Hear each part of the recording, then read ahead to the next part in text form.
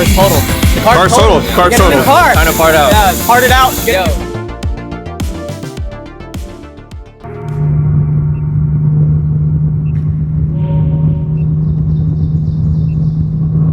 What's up, guys? Welcome back for another episode. And today we're going to be filming multiple videos. One video that you're seeing right now is going to be a very special video because it's a every build's story. I don't have the normal camera crew. This was last minute, and I told the owner, which you can see from the title and thumbnail, you already know who it is. I told Viet, basically, I know he was in the process of thinking about selling the car. I was like, hey, before you sell the car, let us film your build. I think your build has inspired a lot of people. And also throughout the process of you documenting your journey on his YouTube channel or Instagram has helped a lot of people with modifications. And also he's done pretty much everything on the car, you know, between interior swaps, you know, full bolt-ons, things like that. I think it'll be good to showcase on the Beamer Invasion YouTube channel. So in this video, we're gonna be doing Viet Ho's Every Build's a Story. I'm gonna take you guys behind the scene. And also today, that you'll probably see before this video, is that we're gonna be filming a whole bunch of different videos with F80 owners. And those videos are gonna be pretty interesting. And it's gonna be pretty interesting because you're gonna see different perspectives of, you know, ownership, right? And I think a lot of people are curious about how that could be. But other than that, enjoy the ride. I'm gonna take you guys there. It's about an hour and 20 minutes away from my in-laws' house. We stayed up here in Melbourne Beach, and we're just gonna have a good time. So other than that, let's get going.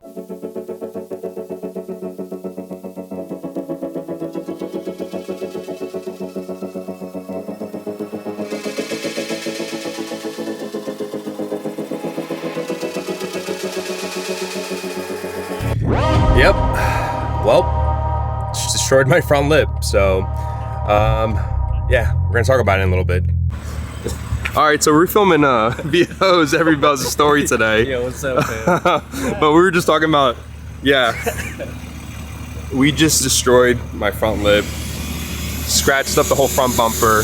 The hood got scratched up a little bit. I got a dent right over here. You can see where the impact of the tires came up and flew out.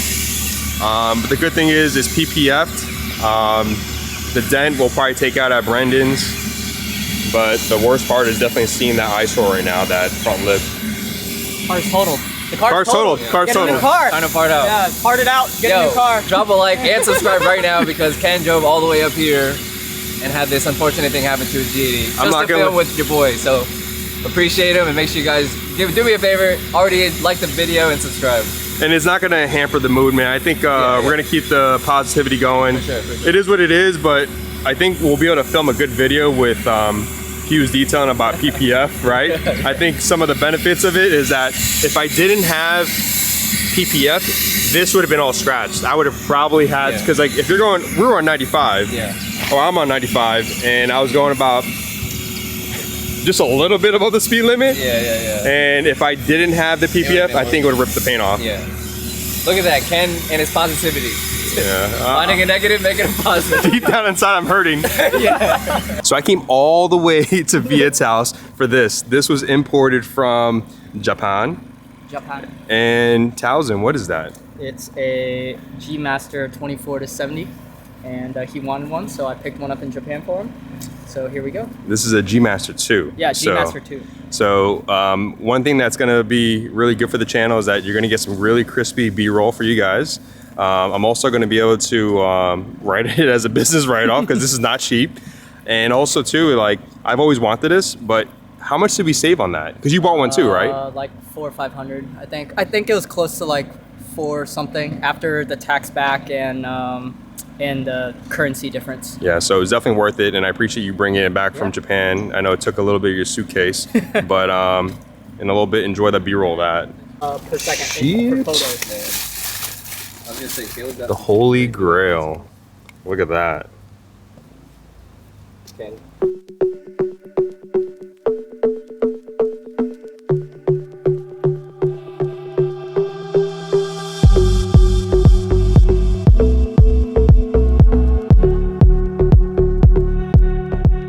right, so if you guys are looking for a detailer in Orlando, you got to look at Hands-On Detailing. And also, too, this is going to be your last wash of this F80, right? You guys had some history, you and the car. So how do you feel about that? It's bittersweet, but I'm happy to move on to something else now. So we'll see what he gets. So you talking trash about his car? No, it's just a regular F80. It's just a regular F80, right? Some wheels and stuff. Toyota Camry. The Toyota Camry. But you had a long history about even getting the car detailed, ceramic coating it, right? Things like that. Is it a sore thought that this is no longer going to be in his driveway, where he has you cleaning it? Yeah, I remember like when I first started out, this is the first car I was doing, so it's bittersweet. But funny thing is, I coated this thing 2 years ago to this day. I looked at the door jam, so I didn't even have access to the professional coatings yet. So it's been a while since I coated it. So no, that's good. It's good.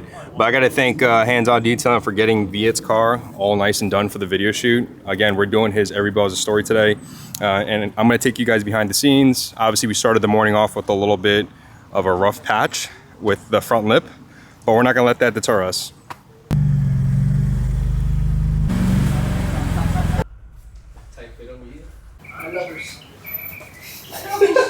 What's wrong with you? Why are you walking away all shady? Why are you walking all the way shady? Too famous? Too famous now? Definitely not. I'm a nobody.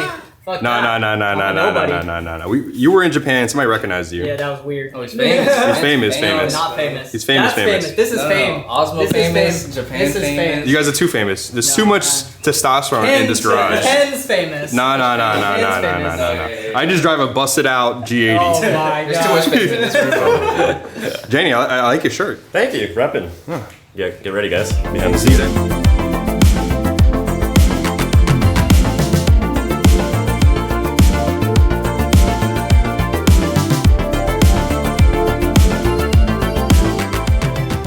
All right, so we just wrapped up the video for Viet Ho's Every Bell's a Story. But I think this video, you can see from the title and thumbnail, we want to ask a F80 owner that's been in that platform for the past 4 years, right? Some questions, right? I'm sure some of you guys have questions about this. What it's been like to own this car? Like, how long has it been? 4 years, right? Yeah.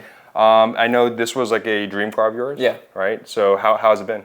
So for the last 4 years, this has been an absolute dream come true. Getting my first big boy job, this was literally it. This was my dream car I was gonna keep forever. My wife's gonna hate me for saying that because, you know, as we know, the car's sold already. So it's not your dream car anymore. It was my dream car. Yeah. It was my dream car, and I thought I achieved, you know, a level of accomplishment when I did finally get this car. But it's been an absolute blast. I've met, you know, great friends like Ken, Danny, and Jonathan in the garage here. We've been able to start the YouTube channel. We've been able to help other people with their builds, which is probably the most, you know, satisfying part as being a YouTuber. Yeah. And we see people in person. Like a good example is actually Towson. Turn the camera around. Somebody actually recognized you in Japan. Yeah, they recognized. It was weird. That actually happened to me in Japan. And Miguel, if you're watching this, I still remember that to this day, and it was definitely a key highlight when I was in Japan. Besides eating my face off there. Yeah. But again, these builds, F80s. I came from F80. They're famous though. That's why. Wayne's famous. I'm just a guy making videos and I edit on my phone. So. Yeah. But to finish the question though, it's been an absolute blast. I've been able to meet friends like Ken and everybody in this room, and these are lifelong friends, you know, in the car world. You know, we were complete strangers one day, and you know, we're lifelong friends. We're about to go get lunch. We go to each other's weddings and stuff like that. So this community as a whole. Invited, but yeah, you know, I didn't get invited here, so it's all good. But it just unites people, complete strangers, and you know, like we have so many friends now and networks through, you know, Instagram, YouTube, through the BMW community, and you know, it's gonna last a lifetime. So I love this car. I'm gonna miss it, but you gotta keep crossing off the dream car list, and yeah, we gotta keep leveling up, bro. But going into the right, so we're gonna walk around the car. If you had to do it again, if you had to buy another F80 and go through the whole process, what would you done differently, right? With the spec you got? For sure. So I think in the Every Build Has a Story, I mentioned that I originally wanted a white exterior, whether it's Alpine or mineral white, with the red secure orange interior. We eventually swapped that all over, of course, as you guys know, but if I were to do it again, I'd probably wait it out just a little bit to see if I could have found a white, you know, exterior car. But I think the way it played out with having a black car and then eventually murdering it out and eventually having it murdered out, I think completed my dream car build list anyway. And there's not much I would do differently because at the time my budget only allowed, you know, me to get, you know, a specific range of cars. So I don't think. You think you rushed it? I don't think I rushed it. I don't think I rushed it, and I think I got an amazing deal. Yeah.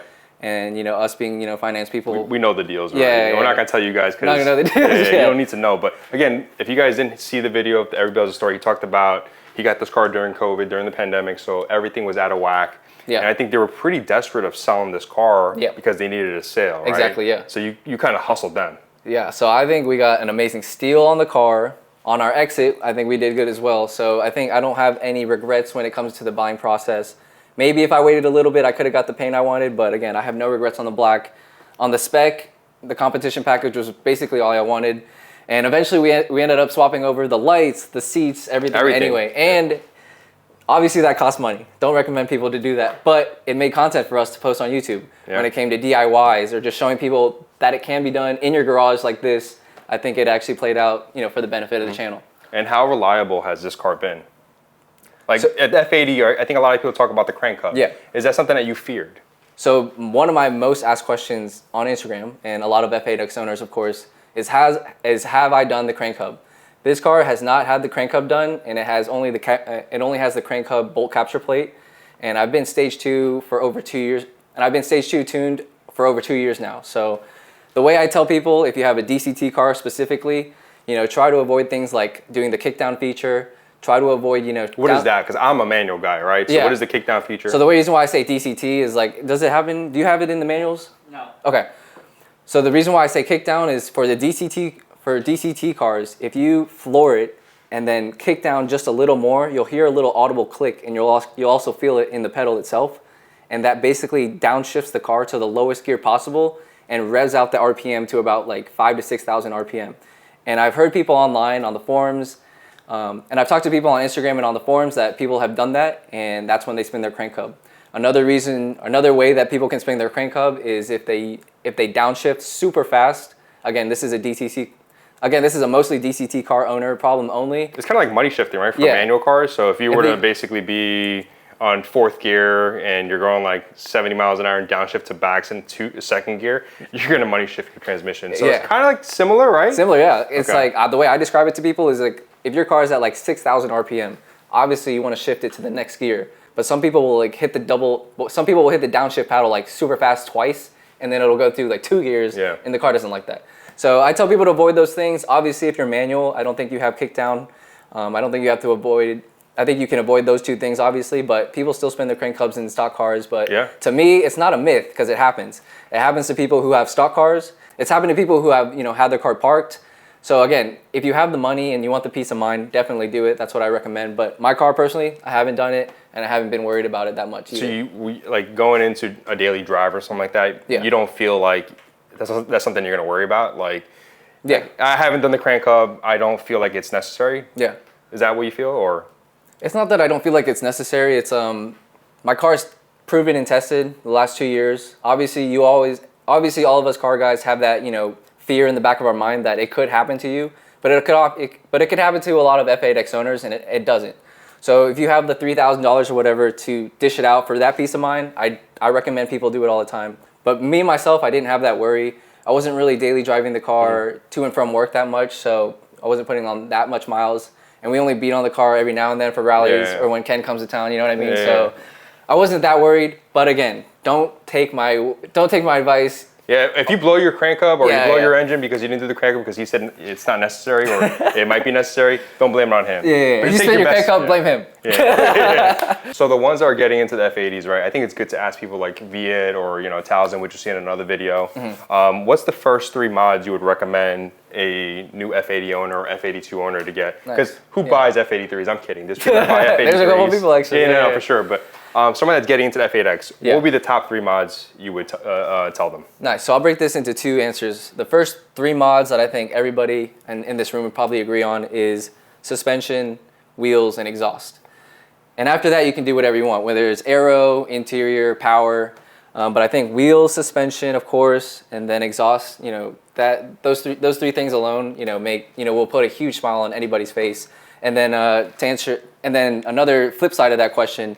My favorite mods that I've done to this car actually are probably swapping over the new headlights, the HREs, of course, the full exhaust, and then all of the aero that you guys see. I think it looks amazing. I think it sounds amazing. And that's just my personal preference on this car. I think it's come together exactly how I wanted it to come out, you know, in the last 4 years. It's had a couple different variations, as you guys know, but how it sits now, I'm super happy with the build and wouldn't have changed a thing. And then all those advice he just gave you is basically your credit card companies being very happy, and also your spouse or significant other is gonna be pissed. Happy wife? Not so happy life? Okay. Happy husband? Happy life? Because look, I'm married. My wife understands that, you know, us car guys, we have a need, right? A need to mod, a need to change the look of our cars, and she supports that, thankfully. Yeah. And I'm sure your wife does too, right? Yeah, she sees all the money going out, but also it's happiness, right? Yeah. It keeps us away from daily life and daily stress. Yeah. And another thing to touch on with that is, you know, us starting our YouTube channels has allowed us to partner with cool vendors out there, so we're not, you know, swiping our credit cards all the time, you know what I mean? Yeah. So it's a win-win situation when it comes to content creation and building our cars like that. We make everybody happy at the end of the day. Yeah. And it's good. It's given us a opportunity to work with these companies. Yeah. And the ones that have worked with us, we definitely appreciate. There's probably too many to count and to list. Yeah. But the journey is just starting, right? We've been into YouTube for the past 4 years? Yeah, only 4 right? years. Just about the same 3 years, time. 4 years, yeah. And it's a long journey, but we're enjoying it. So Viet, somebody that's getting into one, why should someone buy one, right? Obviously, we know that investing into a car, investing into your joy probably isn't the best portion to park your money, but why would you tell somebody to buy an F80? So I think in 2024, I think an amazing reason to buy these cars is if you look at a 2015 or 2016, they're getting very affordable, especially the M4s. You can get one in the 30s. Yeah. And to own an M car of this level for 35 grand or 40 grand, I think it's an amazing bargain for what you're getting. You're hopping into an M car, you know, with all the power, the modifications that you could do, and the community, of course. I think this car is an amazing daily driver. I've actually dailied the car for 4 years now. And when it comes to practicality, I think the car is super reliable outside of the crank hub, of course. And I think it's a great deal for what you're getting in today's market. And pretty much once you do the crank hub, that's for pretty much solid, right? These cars go for almost 200,000 miles, no problems, besides obviously your wear and tear and maintenance and stuff. Yeah. But also too, you mentioned that it's practical, right? This has 4 doors, right? Not more horrors, but it has 4 doors, so you could be able to have passengers. This is the F80 Ho vehicle, by the way. Yeah, this is the F80. Okay. So I do want to correct this. If people think that it's about a Ho thing, his last name is Ho, okay? But I think the main thing is that it's a practical car, right? Yeah. I'm sure you went to Home Depot when you moved in. You were able to put all the seats down the back and make sure that it was like a pickup truck for a little bit. Absolutely. I couldn't tell you the countless times that this car has saved us. When we have the back seats down, we go to Home Depot, we need something for the house. Wifey wants something, you know, furniture-wise, and we miraculously fit it in the F80. And I also have 2 big dogs. You know, obviously we put the seat covers down, and they have gone with me on countless road trips in the F80, and it's super practical, as he just said. And one of the craziest things is that, you know, we mentioned earlier, this is actually going to be sold, or actually is sold as we're speaking in this car.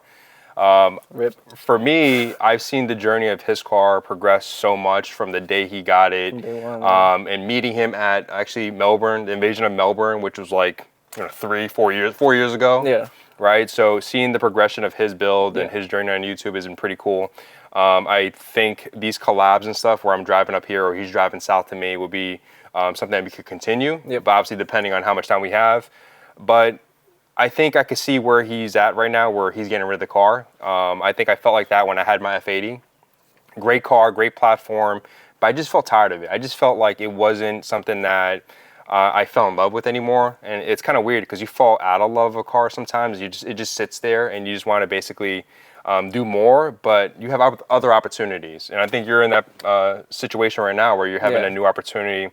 I won't spoil the car. I kind of have an idea what it is, and you know, much respect for that. It takes a lot of, you know, I guess you could say willpower to get rid of a car that you love so much to get into something else. Absolutely, and I think I talked to Ken about it earlier.